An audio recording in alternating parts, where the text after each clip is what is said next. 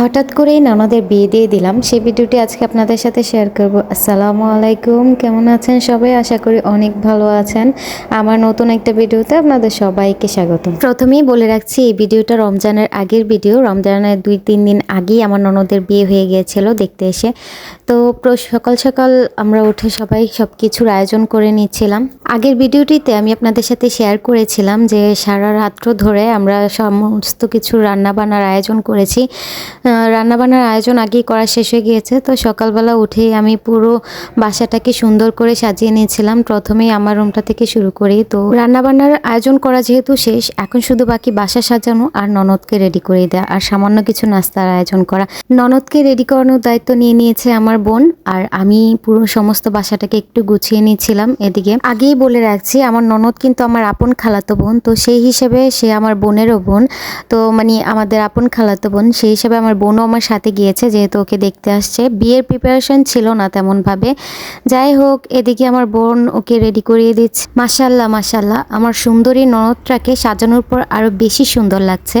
তো এই ফাঁকে ওনারা আসার আগে আমি একটু রেডি হয়ে গেলাম। আর এরই মধ্যেই আমাদের মেহমানরাও চলে এসেছেন। তো ওনারা যেহেতু আসতে একটু দেরি করেছেন, তো সবার আগে দুপুরে খাবারটা দিয়ে দেওয়া হলো। আর দিনটা ছিল জুম্মাবার, তো দুপুরে খাবার দাওয়ার পরেই হচ্ছে আমরা মেয়েকে দেখাবো আর কি।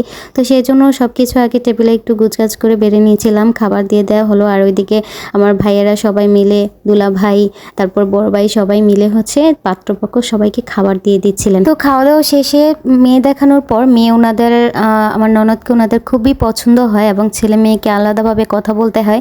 তো আল্লাহর অশেষ রহমতে সব কিছু আমাদের মন মতোই হয়, সবার সব কিছু পছন্দ হয়। সেজন্য আসলে আমরা বিয়ের সিদ্ধান্তে যাওয়া হয় আর কি। এদিকে আমি আবার সবাইকে একটু চা বানিয়ে খাওয়ালাম। আর সবাই বিয়ের কেনাকাটা করতে চলে গিয়েছে, যেহেতু বিয়ে আজকেই পড়ানো হবে। আর এদিকে আমার শাশুড়ি মা রান্না বসিয়ে দিয়েছেন, যেহেতু রাতের খাবারের আবার একটা ব্যবস্থা করা হয়েছে।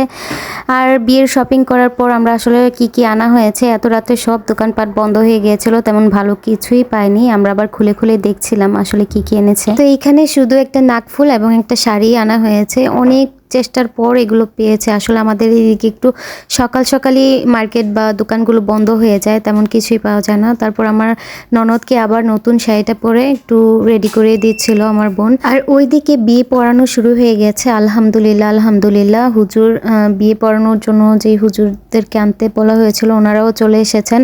তো আমার শ্বশুর এবং সব মুরব্বীরা একসাথে বসেছেন এখানে বিয়ে পড়ানোর জন্য। এই ভিডিওটা অবশ্য আমি করিনি, আমার একজন দেবর আমাকে করে দিয়েছে।